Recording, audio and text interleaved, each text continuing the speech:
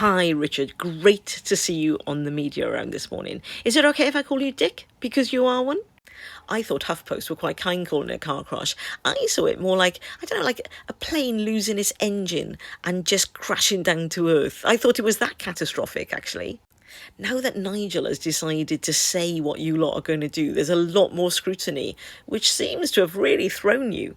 I mean, Reform's fundamental problem here, Dick, is that it's only you, Nigel and Zia do the media rounds. And it seems like interviewers are just now, finally, though I think they should have done it sooner, have cottoned onto your technique, because you make statements but you don't back them up at all. A little bit like you've done on this post. We will freeze immigration and stop the boats. Well, if you freeze immigration, there's actually quite a big problem in terms of our employment pool in the UK. But you can't deal with that, can you? Because that's a nuanced answer.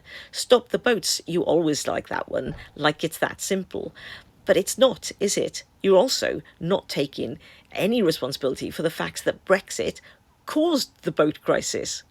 But it was interesting seeing you try to fight back, because that's all you did with Trevor Phillips. Go, well, I did answer the question, Nigel. I said, we're going to do that. But you didn't. You never said how you're going to do it.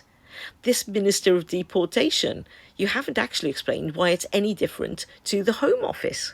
On GB News, you attempted to make Brexit damage limitation into a Brexit bonus, which I always find quite ironic.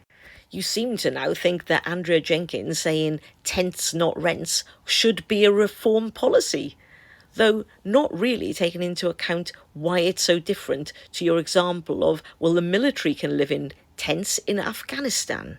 You see, throwing out statements like this is really simplistic, isn't it, Dick? But what you don't say to your supporters is that it undermines most of the international treaties that we've signed up to. And I guess it's not as simple as doing a cut and paste job.